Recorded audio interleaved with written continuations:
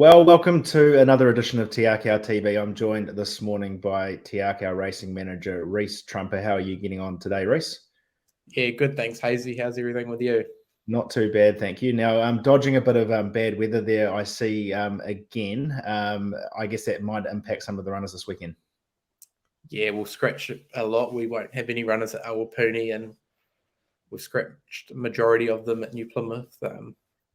Majority of them will start at counties, though. So it's hard with the weather, but it is what it is. You can't control the weather. Well, I guess we've closed the book there on Cup Week down in Riccarton. We had the one winner there on the transferred meeting across from Saturday to Monday with illicit miss, and on the Sunday, Family Ties. It was good to see that horse get home for a good group of owners. And then at Rotorua on Tuesday, Tavernier won, and I note that the Te Akau vet, Ronan Costello's in that horse as well. So good to see a winner there for him. Do you want to just touch on a couple of those horses for us quickly, Reese? Yeah, it was right timing for Family Ties. She was a horse that Dave paid $60,000 for out of the Mapley draft at the Ready to Run sales 12 months ago, and she looks like a really progressive staying filly, and she'll be nominated for the Oaks and races like that. There's no reason why she can't be competitive in those staying fillies races throughout the rest of the year. Alyssa Miss, it was really good to get her up to 2,500 and for her to run it out as strong as she did. I thought it was a gun ride by Craig Grills, and yeah, we've nominated her for the City of Auckland Cup in the Dunstan series over the summer period. So that's something to look forward to with her, and she's going really well. And yeah, Taverina, it was really good for us to get a win for Dr. Ronan Costello. He's a big part of our team, and yeah, we can't thank him enough for everything he does for us. Fantastic. Well, those were the winners of the week, and I guess the other big news was the New Zealand Bloodstock Ready to Run sales there this week, of which you're out there attending, Reese. Yeah, it was really good. Dave brought some really lovely horses, and we're all heading back out. Oh, they'll all be back at the stud now and having a little break before they come into the stables, where all the staff are really looking forward to seeing them. Absolutely. And I guess just quickly on that sale, there was a strong buying bench there in Hong Kong. So quite a high top end of the sale. I think there were 9 lots over $450,000. But I think the team there secured some pretty reasonable value with the horses that David and Mark did buy. So we'll just quickly touch on a couple of those quickly, if you bear with me 1 minute. So these were the 9 horses that David and Mark purchased, 3 of which are heading up to Donald Logan in Singapore, who currently sits second on the Singapore Premiership with 58 wins, 4 short of the leading trainer there. So a Stephanos and a Drossen and US Navy flag, so all pretty get up and go types there that'll head up there shortly, Reese. Yeah, it was really good. I'd never met Donna before the sale, and I got to know her, and she's a wonderful lady and a big part of the Te Akau business, and she's got a wonderful eye for a horse. And yeah, they all look like 3 lovely animals to send up to Singapore, and yeah, I'll be watching them closely. And I guess a couple of benefits with racing up in Singapore at the moment is obviously the favourable exchange rate and also the $75,000 maiden races. So a really good way for you to recoup your investment pretty quickly there, up there in Singapore, and actually enjoy some of the racing there under a great trainer in Donna, who's had some awesome success here in New Zealand as well over the years. So just quickly, some of the other yearlings, there was one there for Fortuna, a nice done deal, Viva Veloce Bay filly.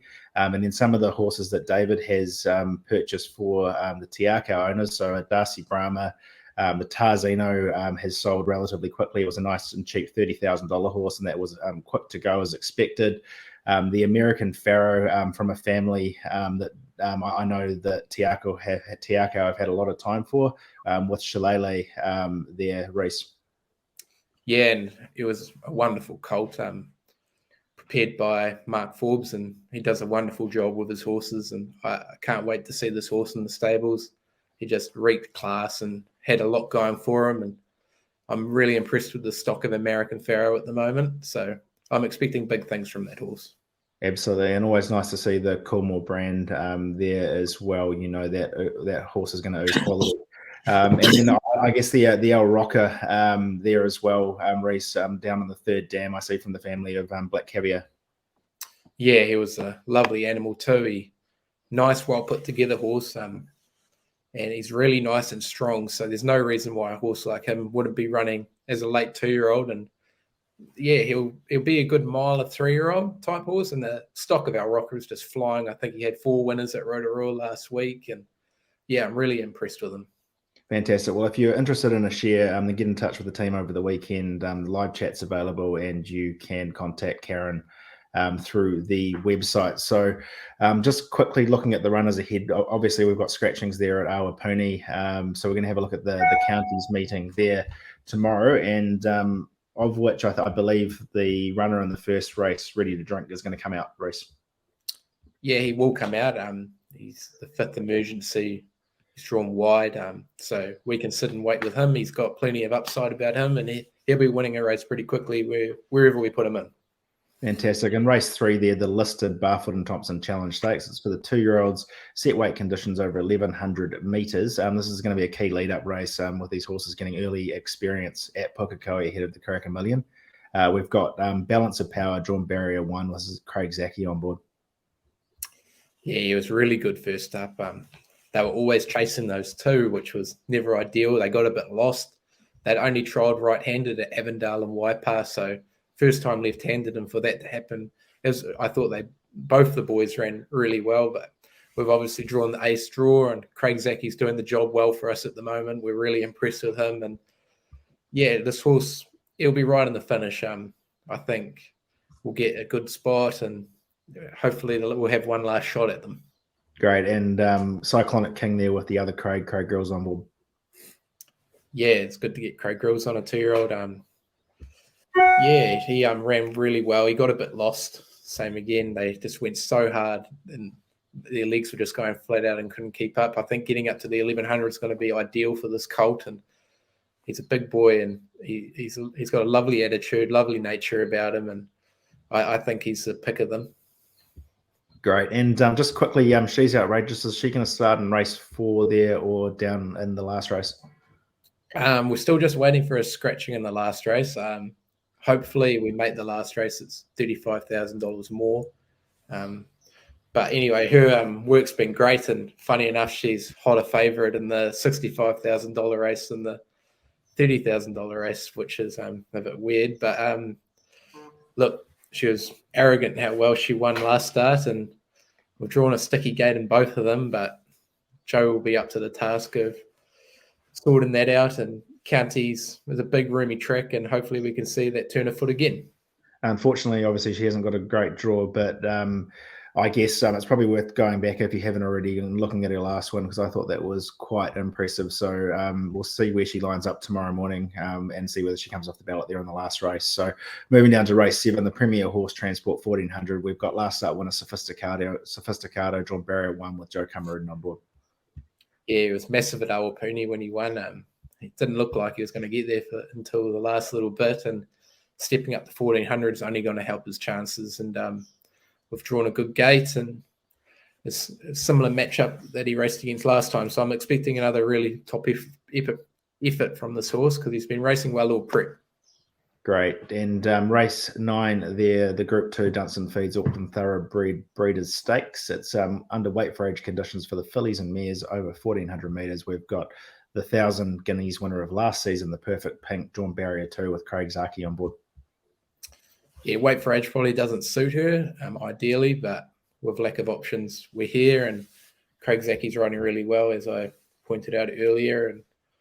And we're drawing a good gate, and we're always chasing last start. And she was really good the last 50, so I'm expecting her to run well. And race 10, the Group 3 Pukekohe Traders Counties Cup. Open handicap over the 2,100 metres. We've got Self-Obsession, drawn barrier 7 with Vinnie Colgan on board. Yeah, she's put in 2 massive runs this prep, so I'm expecting her to do it again. Stepping up to 2,100 is only going to help her, and 55 kgs looks great. She ticks plenty of boxes, and the wet track, if it rains, won't hurt her at all either. Great. And Ballon Rouge there, who beat Self Obsession in the Oaks last season, drawn barrier 10 with Joe Cameron on board. Yeah, she was really disappointing at Matamata, but then bounced back to what we know she can do at Pukekohe, and she's really well at the weights here, being a Group 1 winner, only having 53.5 kgs on her back, and she's up to that 2,100 meters. That'll suit her, and she's won on a heavy track before, so if it's wet, it won't hurt her. So, yeah, I'm expecting her to run well again. Yeah, an aromatic there from the wide gate and barrier 15 with Craig Grills on board. Yeah, she's got a gun rider on. She was always chasing at Awapuni. We drew wide, had to go back, and it was very hard to make ground that day. So I'd forgive her on that. And if this rain comes, she'll really come into it. And I'd expect her to run really well. Great. Well, that wraps up the weekend's runners there at Counties. Do we have a best bet? I think Self Obsession getting up to the 2,100 with only 55 kgs. Vinnie Colgan's gun rider in these staying races. So I'm expecting Self Obsession to go really close. Fantastic. Well, there you have it, Self Obsession there in the Counties Cup. So a quick look ahead at next week. I think we've got a bit of a break from Premier Racing. We've got some listed races there at Te Rapa next Saturday. So things quieten down before they ramp up again over Christmas time. So we'll be back in touch with you all next weekend, and good luck to all runners and connections there, Reese. Thanks, Hazy.